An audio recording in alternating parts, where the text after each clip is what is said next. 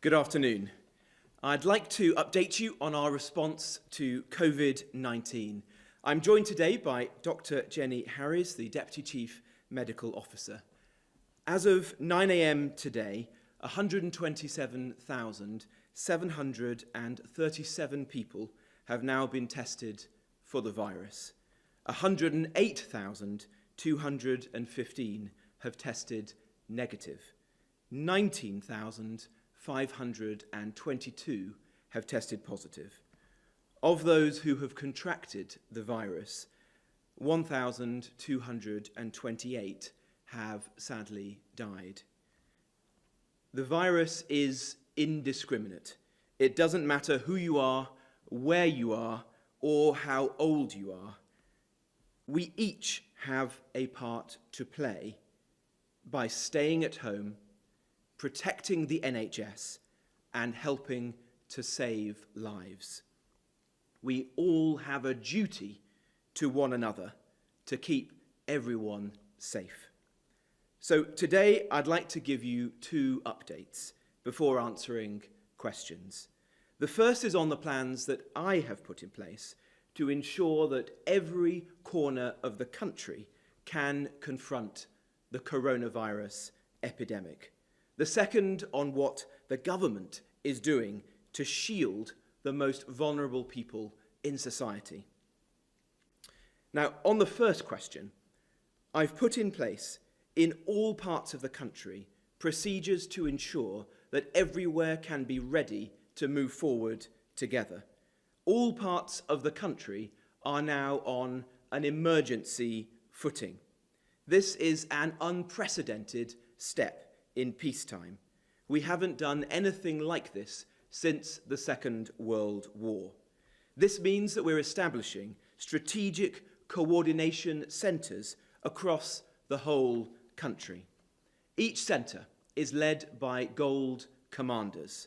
We're bringing together senior members of the emergency services, the police, the fire service, the ambulance service, with local authorities and the NHS to lead communities through this challenging period, from Cornwall to Cumbria.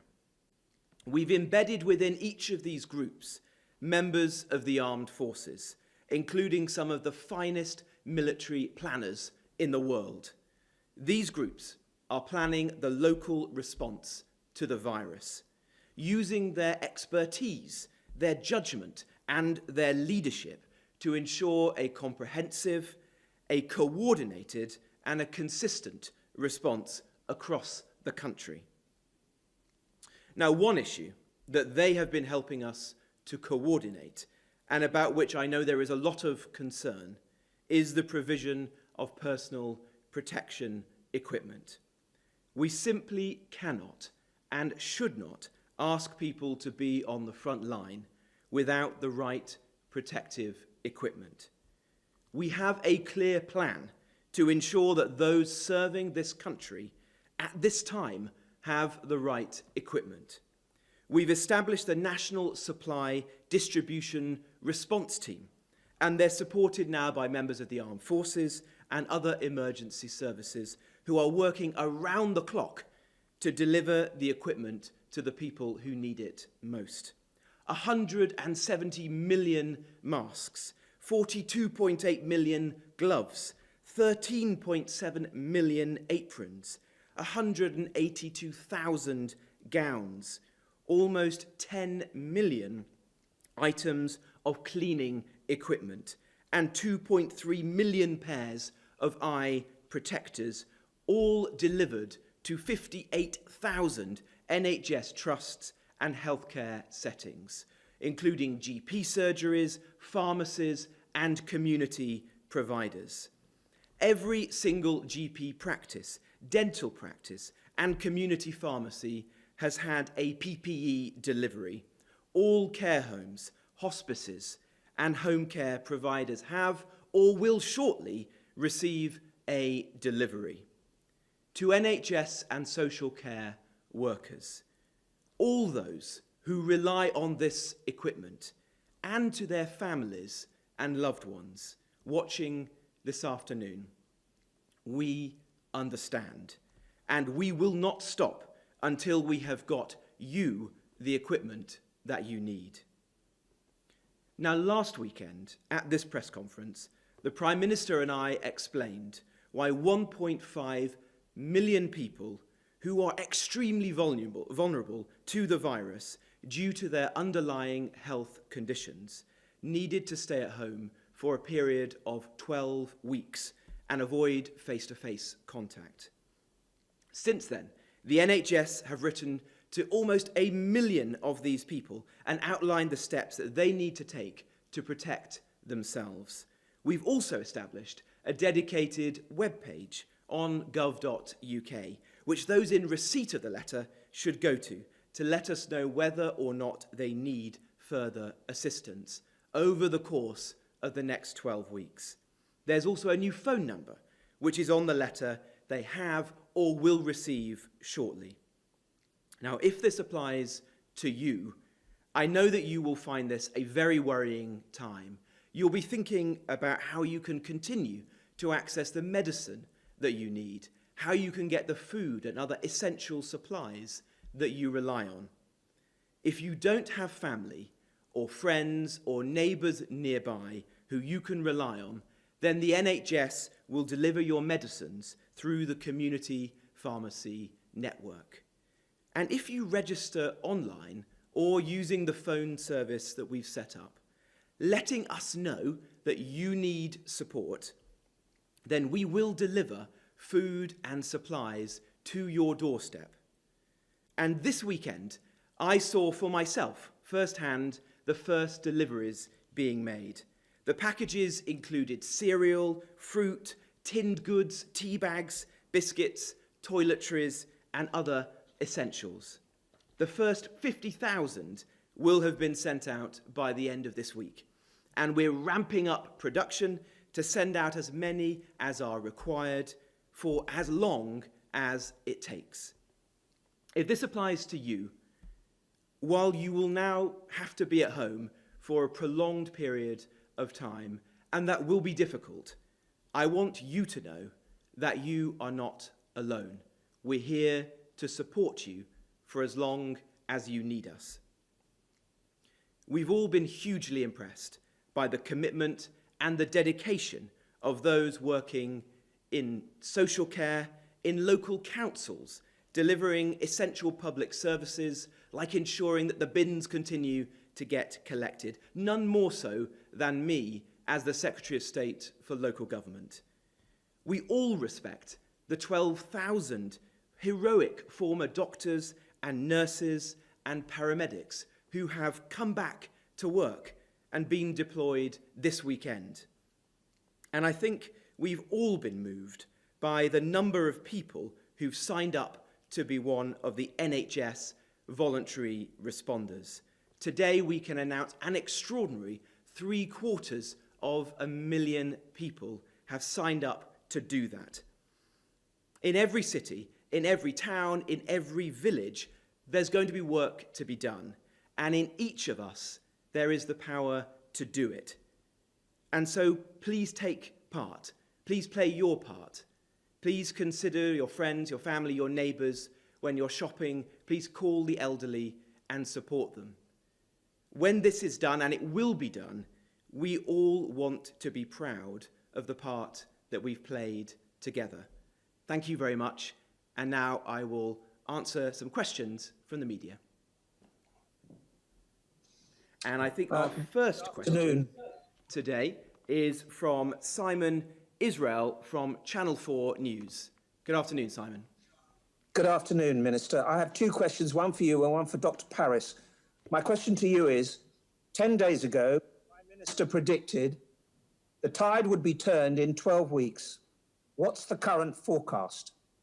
And to Dr. Paris, I want to ask, a message sent to staff today at King's Hospital Trust said, and I quote, "The number of deaths being reported at King's in national figures is below what they are experiencing.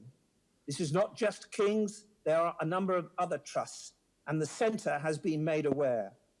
At what point are we being given accurate, up-to-date figures on the numbers who have died?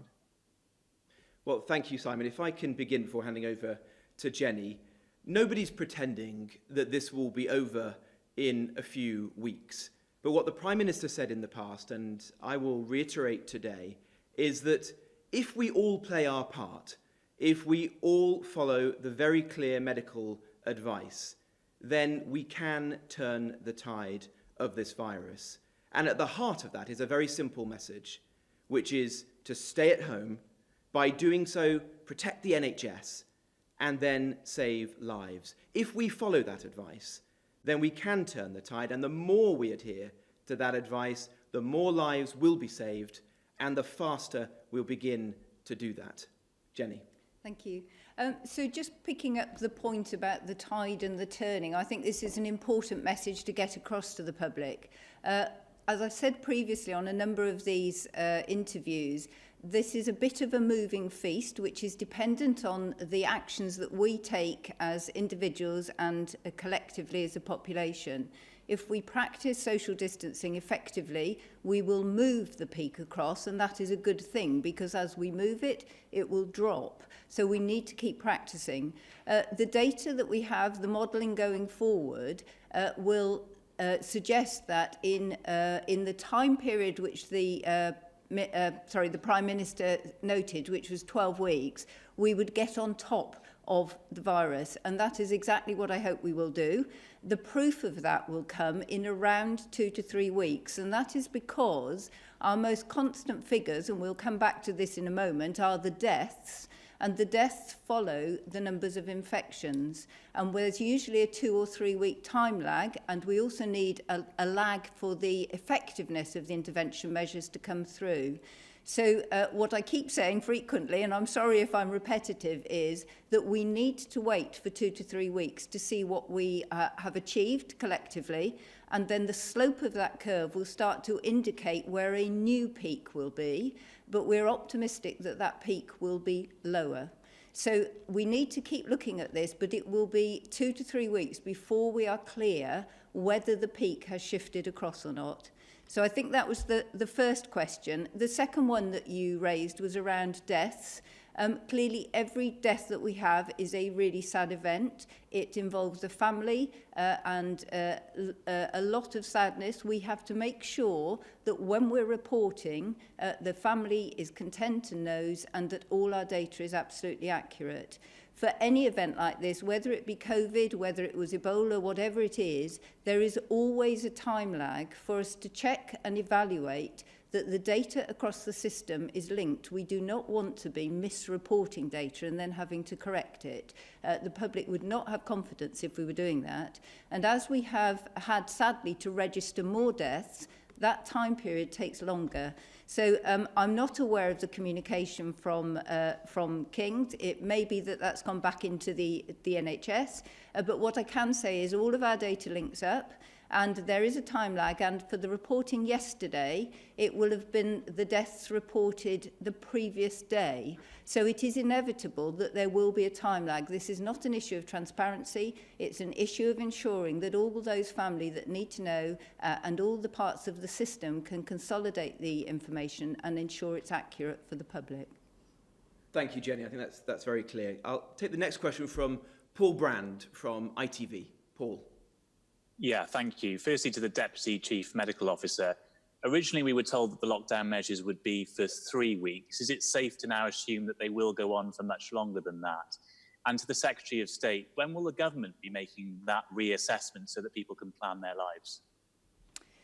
Shall I start with that one? So I think if you look back, what the Prime Minister said was he would review in 3 weeks, and that actually links back to the point that I've just made. It would be foolish of us to start something one day and assume that it was going to have an impact the next. For all of us, it's taken quite some time to get used to this new way of living, to ensure that we practice social distancing and we stick to that. And as a population, we have evidence that we're getting better at that as we go through. People are staying at home more as they should. they're using transport less, they're only going to work when it's essential. So those measures have now been in place solidly for a week or two. We need another couple of weeks to see that through.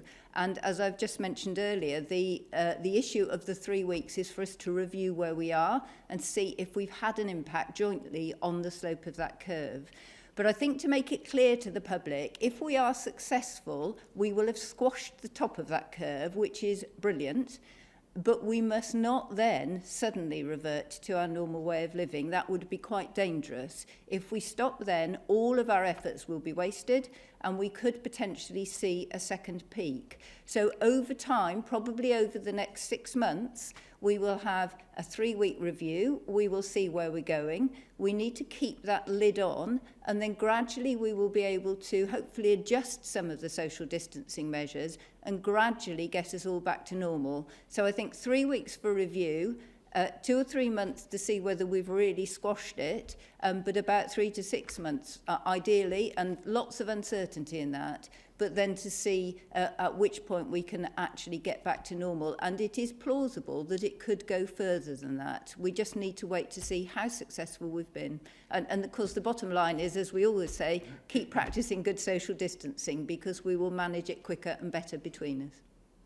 Well, absolutely. From the outset of this crisis, we drew up the measures that could be implemented, and then on expert medical advice, we have chosen the right time for this country to implement them. And we've taken a number of very significant steps on social distancing over the course of the last 10 days, as Jenny has just said. And it is the nature of this virus that it takes a couple of weeks to see how effective each one of those in turn has been. When we've implemented them, we've said that we will review these in 3 weeks or so. And when the Prime Minister made his announcement on Monday, bringing to a close non-essential shops and encouraging us all to stay at home, to restrict what we do in our leisure time, he made clear that we would review these steps at Easter on the basis of the expert medical opinion, and that's exactly what we intend to do. But the evidence that I have seen suggests, as Jenny has said, that the public are generally complying. I've spoken to a number of chief constables from across the country over the course of the last few days, and business owners are behaving very responsibly. Of course, there are always small numbers of people who aren't, but in general, the public is doing the right thing. The more we comply, the more we will be able to protect the NHS, to save people's lives, and the faster we'll turn the tide on the virus. If I can take the next question from David Shookman, who's from the BBC. David, good afternoon. Yes. Thank you very much indeed. 2 questions, if I may. First, Mr. Jenrick, to you. The Prime Minister in his letter talks about levelling with the public, about things getting worse before they get better. What do you think the coming week is going to look like? And then a question for Dr. Harris. We've had confirmation of the very sad death of an ENT surgeon, Amged al-Harani. What do you think that says? What message does that send to NHS staff on the front line?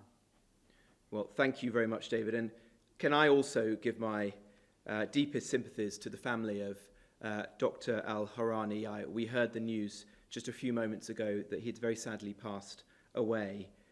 With respect to your question, the Prime Minister has now written, or will be over the course of this week, to all the households in this country, setting out very clearly the task that is before all of us. We see on the news the difficult scenes in other European countries, like Italy, for example, and the deaths that we are reporting daily in these press conferences are very sobering. Every death is a tragedy. We don't want to see any unnecessary death. And so what the Prime Minister has said to all of us in that letter is that we all have the power to influence the course of events with respect to this virus. If we want to protect people's lives, if we want to help the NHS to be able to have the capacity to continue to perform the good quality public service that we all want it to do throughout the course of the virus, then we need to take heed of the medical advice. We do need to stay at home. By doing that, we'll protect the NHS and we'll help to save people's lives. So this is on all of us. We all have a responsibility to protect each other. We just need to follow the advice in the days and weeks ahead. Jenny. Thank you. Well, clearly, you will not expect me as a medical professional to comment on an individual case. That would be normal practice. But equally, as a medical professional, of course, I'm very saddened by the fact that one of our professional colleagues has passed away. It clearly is a worrying event. It's worrying for the nation because it's another death in our statistics. It's another loss to a family, and it will be a loss to an NHS family as well. I think for NHS staff on the front line and our caring staff, it's not just in our health services, it's all people who are battling against this virus. They will inevitably be concerned, and some of the work that we're doing around communications and around personal protective equipment is to just try and ensure there is a common understanding between us of the support that is there for them. It is in no one's interests that we lose our colleagues on the front line, and we really, really want to support them. So the only thing I would say is, though, clearly in a disease like this, which is affecting everybody, we just need to remember that it's not just the NHS or just a family. We're finding this right across the population. It will affect all of us. It will upset undoubtedly our colleagues in the NHS, excuse me, but we shouldn't take that as any signal specific to the NHS. We do have some new guidance coming out for colleagues in the NHS shortly, and I'm hoping that will help to support them in their work on the front line.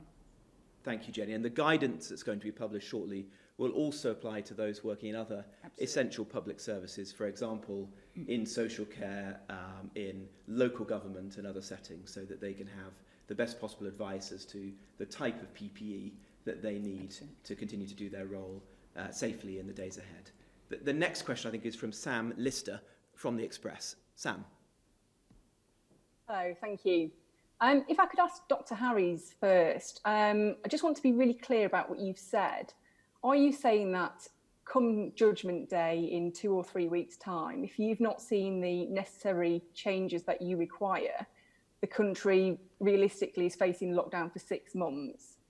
And if I could ask the Secretary of State, we've seen a number of police forces over the weekend set up hotlines where people can report concerns about their neighbours or other people they believe have flouted the rules. Would you encourage people to raise their concerns with these hotlines? So I'll start with that one. So I think just to be clear on what I have actually said, I don't think I have said we will be in lockdown for 6 months, just to be clear. I also haven't said we'll definitely be in the best place possible in 2 or 3 weeks. The important thing is this is a moving target. If we do well, it moves forward and comes down, and we manage all our care through our health and care systems sensibly in a controlled way, and that's what we're aiming for. The issue about the 2 to 3 weeks is there is a time lag between when somebody gets the disease and becomes symptomatic and potentially transmits it, and then very sadly for those people who become ill, they will be usually are ill for a period of time and then deteriorate in their health status. And sadly, some of them will end up dying. And there are time periods for that. So one, for how well we do our intervention. If we all stop shopping on Monday, we would not expect any of this data to change on Tuesday.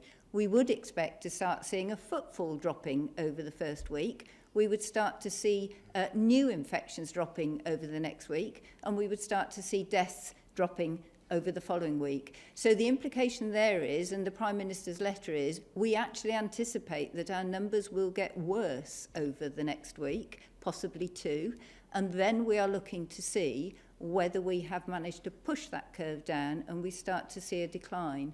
The issue about the time frame is really important. So this is not to say we would be in complete lockdown for 6 months, but it means that as a nation we have to be really, really responsible and keep doing what we're all doing until we're sure that we can gradually start lifting various interventions which are likely to be spaced based on the science and our data, until we gradually come back to a normal way of living. And that may mean that we have a few bumps on the way rather than the nice curves that you've seen in graphs in the media or on our charts. It's really important that we all do that together. We will not have succeeded until we get right to the end of this outbreak and we understand how the disease transmits. As we get more information in due course about the pattern of transmission, then we will have more insight into how to manage that tail end of it, and we can provide more information then. Thanks, Jenny. Well, as I said earlier, the measures that we've taken, which are very restrictive and not things that we've taken lightly, the evidence that we've seen so far suggests a high degree of compliance from members of the public. The scenes that we saw last weekend have, by and large, not been replicated this weekend. Police forces have reported very few instances of non-essential retailers remaining open against the rules.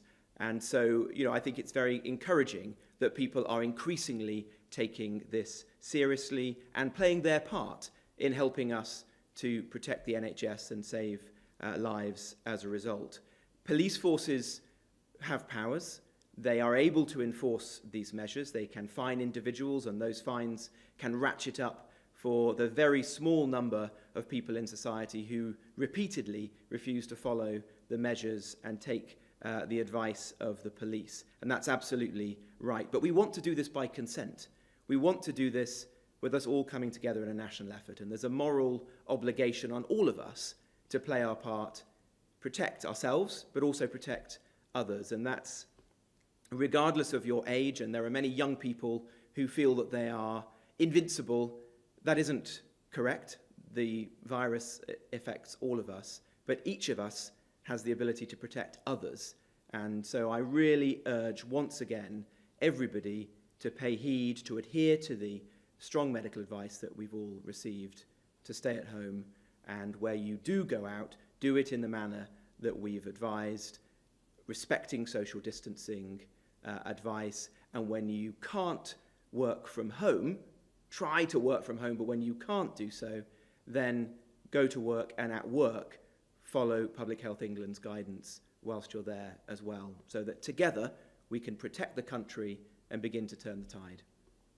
Now, I'll come now to the last question, which is from Jack Blanchard from Politico. Jack, good afternoon. Thanks very much. A question for each of you, please. Deputy Chief Medical Officer, we've seen very alarmingly large increases in the number of deaths over the last, each of the last 2 or 3 days.